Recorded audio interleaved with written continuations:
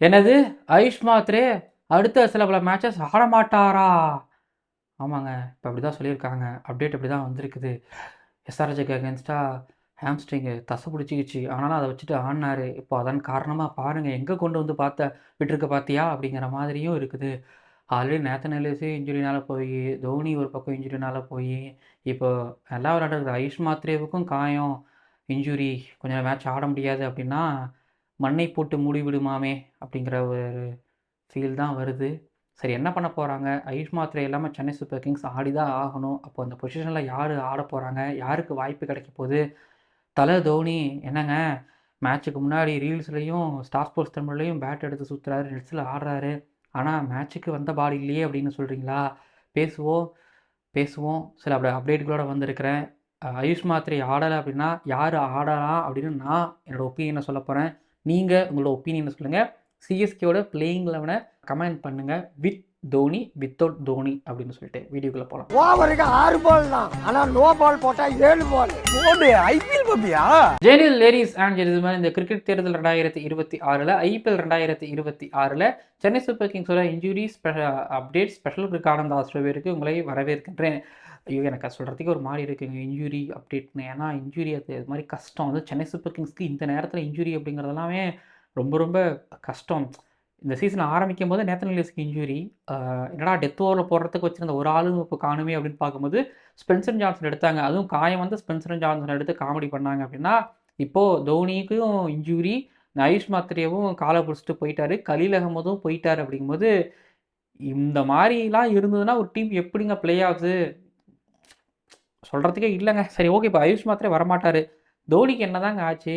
தோனியை பொறுத்த வரைக்கும் என்ன சொல்கிறாங்க அப்படின்னா, அவர் டீம் கூட ட்ராவல் பண்ணுறாரு. டக்அவுட்டில் அவரை பார்க்க முடியுது. மேட்ச்சுக்கு முன்னாடி அவர் ரீல்ஸில் அவர் ப்ராக்டிஸ் பண்ணுறத பார்க்க முடியுது. ஸ்டார் ஸ்போர்ட்ஸ் தமிழில் காமிக்கிறாங்க. ஆனால் மேட்ச் அன்னைக்கு வந்து பார்த்திங்க அப்படின்னா அவர் ஆடுறது கிடையாது. இப்போது அவரோட அப்டேட் என்னென்னு கேட்கும்போது திரும்பவும் டீம் கூட மும்பைக்கு போயிருக்கிறாரு. ஆனால் அவர் ஆடுவாரா இல்லையா அப்படிங்கிறத பற்றி எந்த விதமான கிளாரிட்டியும் இல்லை. அப்போ எல் கிளாசிக்கோவில் தலை இல்லையா அப்படின்னு கேட்குறீங்களா? சத்தியமாக சொல்ல முடியாதுங்க. சொல்ல முடியாதுன்னா தெரியாதுங்கன்னு சொல்கிறேன், அவ்வளோதான். இப்போது தோனி வருவாரா மாட்டாரா அப்படிங்கிறத தாண்டி ஆயுஷ் மாத்ரே வரமாட்டார். அப்போ யார் அந்த இடத்துல ஆடுவாங்க? ஆயுஷ் மாத்ரேவுக்கு ரீப்ளேஸ்மெண்ட் இப்போ யாருன்னு கேட்டிங்கன்னா, எல்லாரும் உருவில் பட்டியல வந்து பார்த்தீங்கன்னா முன்மொழிஞ்சிக்கிட்டு இருக்கீங்க. சும்மாவே உருவில் பட்டியலுக்கு வந்து பார்த்தீங்க அப்படின்னா, இங்கே உங்களோட குரல்கள் வந்துகிட்டு இருக்கு. பட் உருவில் பட்டியல என்ன டீமில் சேர்ப்பானான்னு கேட்டிங்க அப்படின்னா, என் டீமில் ஆல்ரெடி ஆடிட்டு இருக்கிற சர்ஃப்ராஸ் கானை வந்து நான் நம்பர் 3ல ஆடுவேன். ஏன்னா ஒரு சைதம் ஸ்டாக்லி ட்ரோஃபியில், விஜயசாகர் ட்ரோஃபியில் மும்பைக்காக நம்பர் 3ல தான் ஆடினார். மும்பை 3ல ஆடி சமத்தையாக சாத்துறங்கிறதுனால அவர் ஆக்சுவலி நம்பர் 5, நம்பர் 4ல வந்து விளாட்றது எனக்கு பெருசாக ஜீரணிக்க முடியல. அந்த பையனோட பொசிஷனே வந்து பார்த்தீங்கன்னா நம்பர் 3. அவர் அங்கேயே ஆட விடுங்க அப்படிங்கிற மாதிரி தான் என்னை பொறுத்த வரைக்கும் நான் சொல்லுவேன். சர்ஃப்ராஸ் கான் அட் நம்பர் 3, அதுக்கப்புறம் Dewald Brevis at number 4, number 5 at Shivam Dube, 6 Jamie Overton இதோட போயிடும். பட் இதில் தோனி உள்ளக்குள்ளே வந்தார் அப்படின்னா கீழே பவுலிங்கில் அவரோட சேஞ்ச் சொல்லிக்கிறேன். நான் அக்கிலூசன் அடுத்த மேட்ச் கொண்டு வருவேன். மேத்யூ ஷாட்டை உட்கார வைப்பேன். மேத்யூ ஷாட்டை நான் ஆட வைக்கிறேன் அப்படின்னா ருட்ராஜ் கேக்வாட் சரியாக ஆடுறதில்ல கிரிக்கானதா அவரை தூக்கி வெளியில் அவர் வெளியில் போட சொல்கிறாங்க. கேப்டனே வெளியில் போட சொல்கிறாங்க. ருட்ராஜ் கேக்வாட் வந்து ஒன்று மேலேருந்து கீழே ஆட வைக்கிறீங்க. இங்கே பாருங்க ஷாட்டுக்கு இடம் இல்லைங்க டீமில். நான் ஒரு ஓப்பனராக தான் ஆட வச்சா ஆட வைப்பேன். அவனை தூக்கிட்டு போய் நம்பர் 3, நம்பர் 4ல் நான் மேத்யூ ஷாட்டை ஆட வைக்கவே மாட்டேன். என் டீமில் எனக்கு மேத்யூ ஷாட்டுக்கு இடம் கிடையாது. அவ்வளோதான் சொல்லிட்டேன். ஓவர். இப்போது நான் சொல்லிட்டேன். Number 3 Sarfaraz, number 4 Dewald Brevis, அப்புறம் Shivam Dube number 5, 6 at Jamie Overton. அதுக்கப்புறம் உங்களுக்கு வருவாங்க நூர் அகமது, குர்ஜப்ரீத் சிங், முகேஷ் சௌத்ரி இப்படின்னு வருவாங்க. நான் வந்து மேத்யூ ஷாட்டை வெளியில் வச்சுட்டு நான் அக்கிலூசனே உள்ளே கொண்டு வருவேன். எனக்கு வந்து பார்த்திங்க அப்படின்னா அந்த அதாவது ஒரு அக்கிலூசன் இல்லாததை எனக்கு மேத்யூ ஷாட்டை வச்சு முடிச்சிடுவேன் அப்படிலாம் நான் யோசிக்க மாட்டேன். அப்படி எனக்கு தேவையும் கிடையாது. எனக்கு வந்து விக்கெட் எடுக்கணும், அது மூலம் மேட்ச் ஜெயிக்கணும், எனக்கு 4 ஓவர் போடணும் அப்படிங்கிறதான் நான் யோசிப்பேன். ஸோ லெஃப்ட் ஹேண்டருக்கு அக்கிலூசன் போட்டதே கிடையாதா என்ன? லெஃப்ட் ஹேண்டர்ஸாக இருக்கிறாங்க, அக்கிலூசனை ட்ராப் பண்ணுங்க. இருக்கிற பிளேயர்ஸ் வச்சு ஆடினாலே ஜெயிக்கலாங்க. உருவில் பட்டேல் புரியுது, பட் உருவில் பட்டேலுக்கு இடம் இல்லை என் டீமில், அப்படி தான் சொல்லுவேன். அவருக்கு இல்லை, வெயிட் பண்ணணும். சர்ஃப்ராஸ் கான் உங்களுக்கு தேவையில்லைன்னா நீங்கள் உருவில் பட்டேலை வச்சு ஆடிங்க. அப்போ ருட்ராஜ் கேக்வாத்தை வெளியில் வச்சுட்டு நீங்கள் வேறு யாருங்க கேப்டன்ஷிப் பண்ண சொல்லுவீங்க இந்த டீமில்? சஞ்சு சாம்சன் கேப்டன்ஷிப் பண்ண சொல்லுவீங்களா?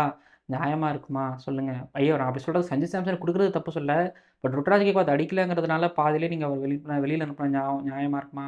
ஆடட்டுங்க, இந்த சீசன் ஆடட்டும், பார்த்துக்கலாம். உருவில் பட்டியலும் பார்த்துக்கலாம். ஸோ இதுதான் என்னோடய டீமோட, இதுதான் என்னோட பிளேயிங் 11. தோனி வந்தார் அப்படின்னா ஒரே என்ன சேஞ்சாக இருக்குன்னா கீழே நம்பர் 7 தோனி தான்.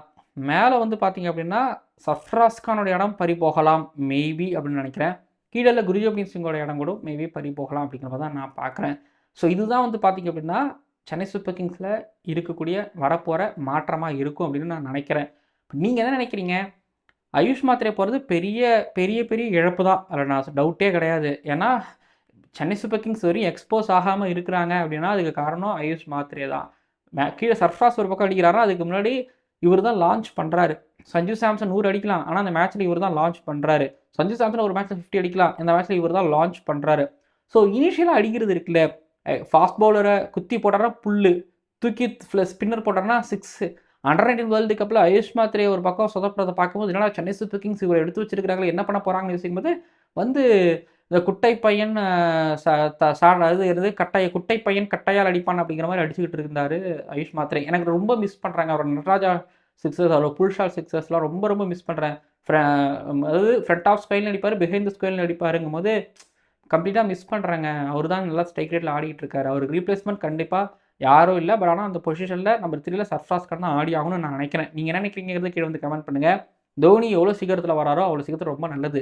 இப்போ மேலே ஒரு ஆயுஷ் மாத்ரே போனதுக்கப்புறம் கீழே லாஸ்ட் ஒரு 3 ஓவரில் தோனி வந்து என்ன ஜெயிச்சு கொடுத்துருவாரா அப்படின்னு நீங்கள் சொல்லலாம். பட் ட்ரை பண்ணி பார்க்கலாம். இத்தனை வருஷம் ஆடி இருக்காரு, அவர் மேலே நம்பிக்கை வைக்காமல் எப்படி?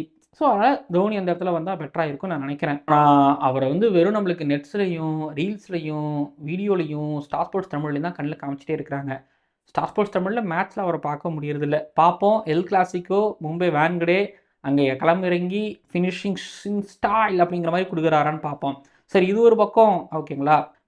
இன்னொரு பக்கம் வந்து பார்த்திங்க அப்படின்னா சில பல அப்டேட்ஸ், அதாவது ஆகாஷ் மத்வால் வந்து பார்த்திங்க அப்படின்னா மும்பை இந்தியன்ஸோட கேம்பில் இருந்தார். அவர் நீங்கள் ரோஹித் சர்மா கூட நீங்கள் பார்த்துருக்கலாம். அப்புறம் வந்து பார்த்திங்க அப்படின்னா அவர் இப்போது சென்னை சூப்பர் கிங்ஸோட கேம்பில் அவர் இணைஞ்சிருக்கிறாரு.